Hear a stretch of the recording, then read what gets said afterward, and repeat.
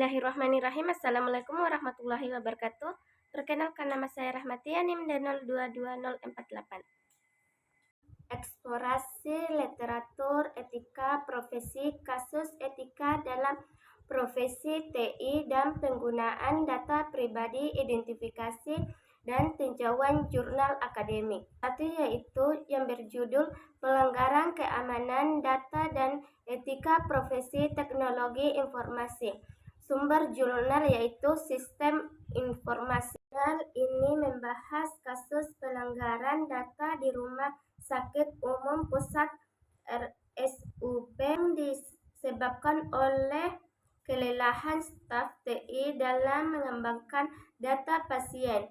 Staf TI tersebut mengunduh data pasien ke komputer pribadi tanpa izin dan kemudian data tersebut bocor ke publik. Jurnal ini menganalisis kasus ini dari sudut pandang etika profesi TI dan merekomendasikan beberapa langkah penyelesaian masalah seperti berikut. Satu yaitu meningkatkan pelatihan etika profesi TI bagi staf TI. Dua, memperkuat kebijakan keamanan data dan RSUP 10. Tiga, menerapkan sanksi yang tegas bagi staf TI yang melanggar kode etik profesi. Pengguna data pribadi untuk targetan iklan online. Sumber jurnal ilmu komputer. Ringkasan jurnal ini membahas tentang dilema etika dalam penggunaan data pribadi untuk penargetan iklan online. Para penulis jurnal ini beranggapan bahwa praktik ini dapat melanggar privasi individu dan memanipulasi perilaku mereka. Jurnal ini merekomendasikan beberapa prinsip etika yang harus dipertimbangkan dalam penggunaan data pribadi untuk penargetan iklan online seperti berikut. Satu yaitu transformasi. Pengguna harus diberitahu tentang bagaimana data mereka dikumpulkan dan digunakan. Dua, persetujuan. Pengguna harus diberikan pilihan untuk menyetujui atau tidak menyetujui pengguna data. Pengguna harus memiliki kontrol atas data mereka dan bagaimana data tersebut digunakan. B yaitu penerapan prinsip-prinsip etika profesional. Yaitu seorang pengguna aplikasi mobile di perusahaan 10 diharapkan pada dilema etika aplikasi yang sedang dikembangkan memiliki fitur yang memungkinkan pengguna untuk melacak lokasi teman mereka secara real time. Pengembangan tersebut mengetahui bahwa fitur ini dapat disalahgunakan untuk tujuan yang tidak etis, seperti melacak keberadaan seseorang tanpa sepengetahuannya. Prinsip etika yang relevan. 1. Prinsip kejujuran dan keterbukaan.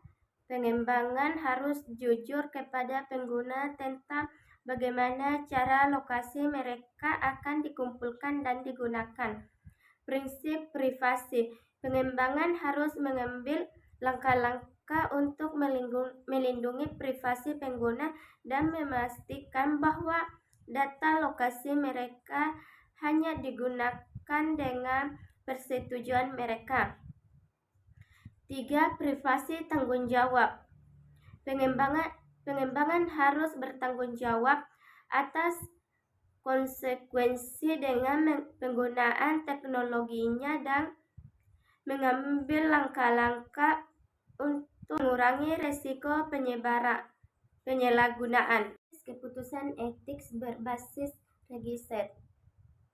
Temukan sebuah studi kasus tentang di mana dilema etis dalam implementasi sistem TI yang mempengaruhi tentang kerja. Studi kasus implementasi sistem manajemen kinerja elektronik di Bank XYZ. Implementasi sistem baru ini menimbulkan beberapa dilema etis, di antaranya yaitu 1. hilangnya pekerjaan.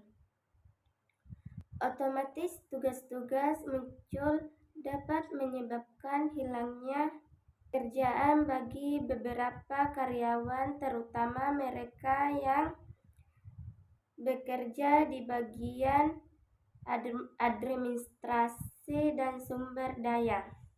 Ya.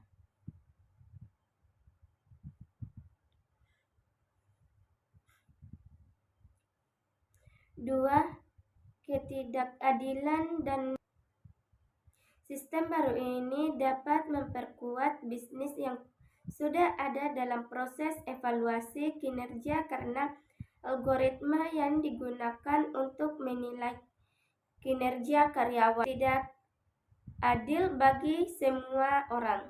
Kurangnya privasi. Sistem baru ini akan mengumpulkan data yang lebih banyak tentang kinerja karyawan dan dapat diambilkan kekhawatiran tentang privasi. Adapun faktor-faktor etis yang dipertimbangkan, yaitu satu, keadilan sistem baru ini harus dirancang dan diterapkan secara adil tanpa mendeskripsikan karyawan berdasarkan karakteristik pribadi mereka. Dua, akuntabilitas. Bank XYZ harus bertanggung jawab atas dampak sistem baru ini terhadap karyawannya. Tiga, transformasi Bank XYZ harus transparan tentang cara kerja sistem baru ini dan bagaimana data karyawan akan digunakan. 4.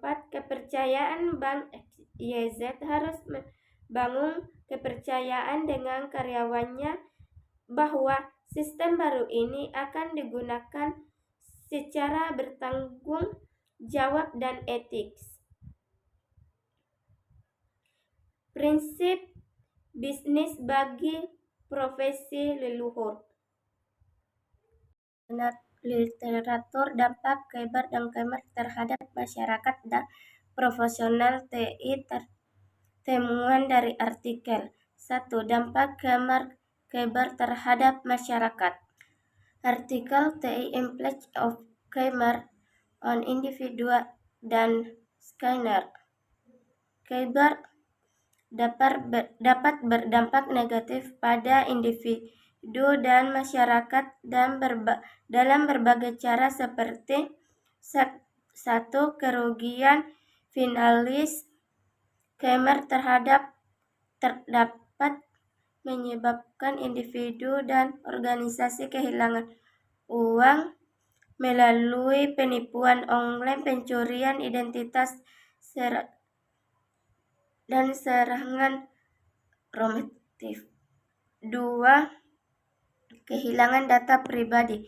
KBR dapat menyebabkan pencurian data pribadi seperti informasi kartu kredit, nomor jaminan sosial, dan data medis.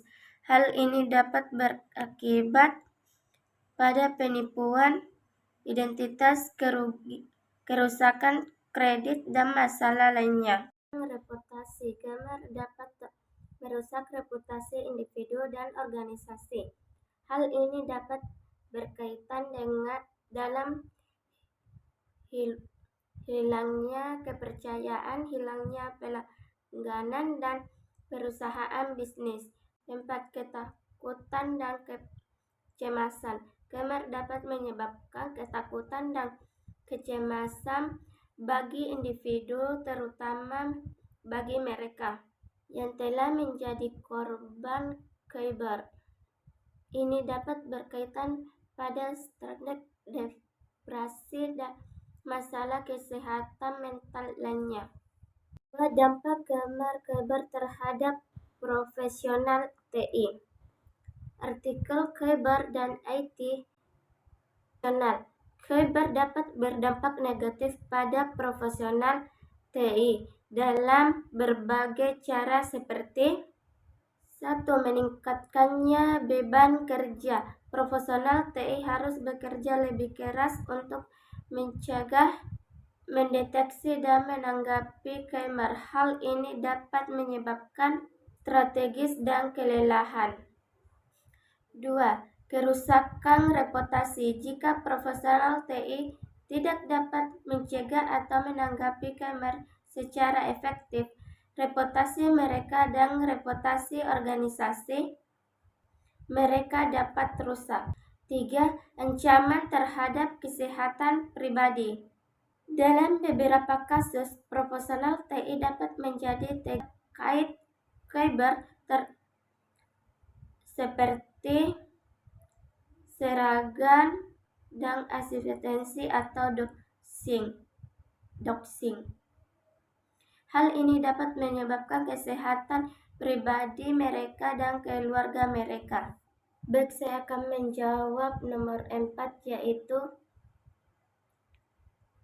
sintaksis etika dan hukum dalam IT, kelemahan etis dalam privasi dan perlindungan data. Judulnya yaitu Etika Privasi dan Perlindungan Data di Era Digital. Sumber dari Jurnal Etika Bisnis. Ringkasan dari artikel ini membahas tentang kelemahan etis dalam privasi dan perlindungan data di era digital.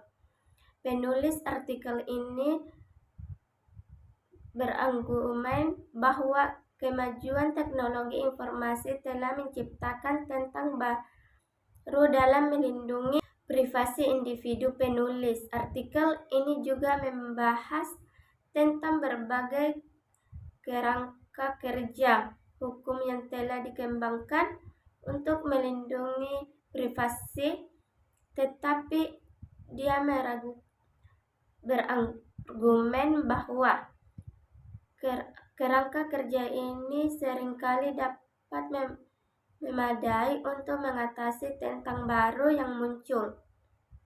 Perlindungan pendekatan hukum. Perlindungan pendekatan hukum negara Uni Eropa atau disingkat dengan UE, Hukum General Data Protection Regulator GDPR. Ringkasan GDPR adalah regulasi prinsip data yang paling komparatif di dunia. GDPR memberikan individu hak yang kuat untuk mengontrol data pribadi mereka. GDPR juga mewajibkan organisasi untuk mengambil langkah-langkah yang tepat untuk melindungi data pribadi. Negara Amerika Serikat atau disingkat dengan AS.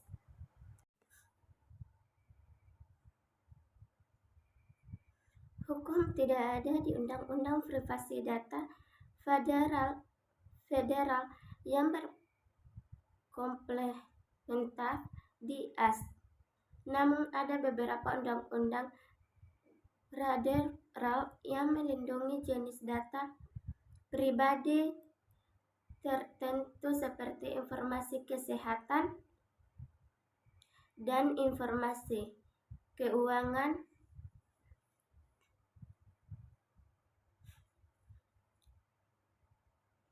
Dan juga ada juga beberapa undang-undang privasi data negara bagian di AS. Perbandingan GDPR memberikan perlindungan privasi yang lebih kuat bagi individu daripada undang-undang privasi data di AS. GDPR juga mewajibkan organisasi untuk mengambil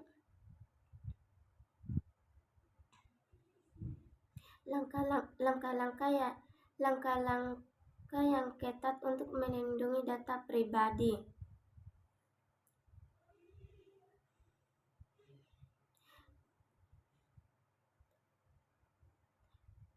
Tanggapan sebagai pimpinan TI. Hukum tidak ada di Undang-Undang Privasi Data Federal yang berimplementasi di AS.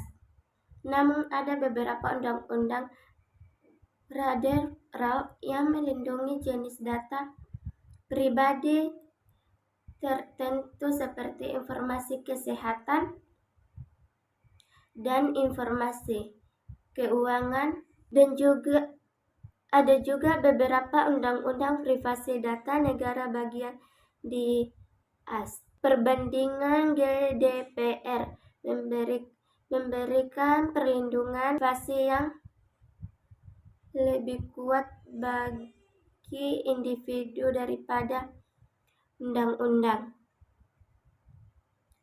privasi data di AS. GDPR juga mewajibkan organisasi untuk mengambil langkah-langkah yang ketat untuk melindungi data pribadi. Dan sebagai pimpinan TI, diperlukan pada kebijakan dan prosedur. 5.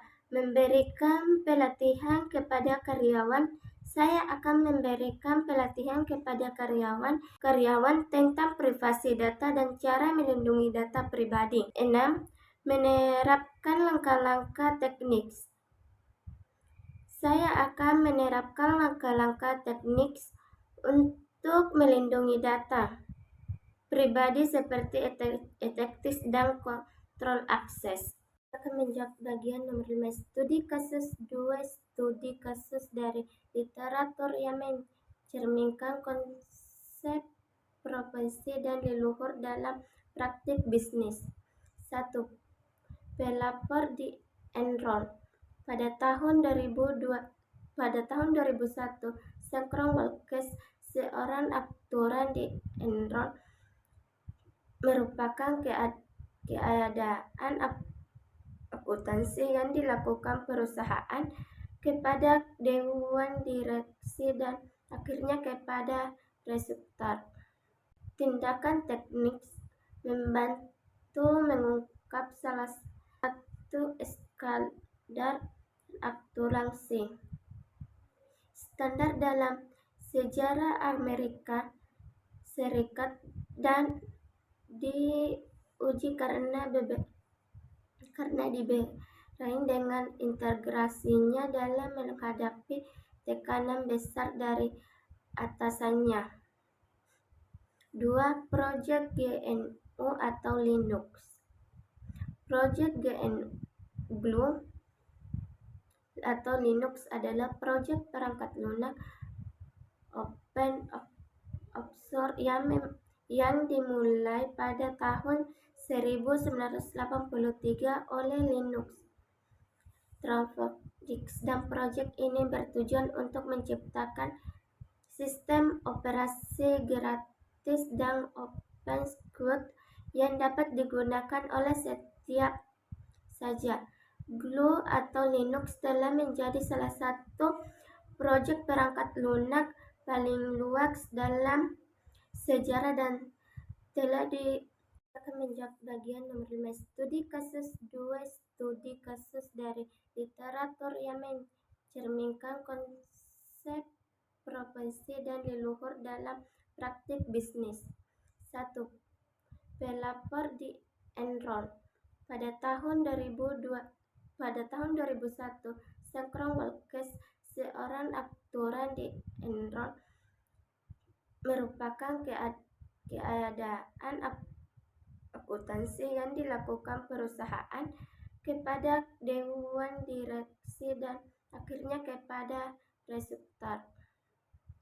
Tindakan teknis membantu mengungkap salah satu skandal akuntansi standar dalam sejarah Amerika Serikat dan diuji karena diberain dengan integrasinya dalam menghadapi tekanan besar dari atasannya.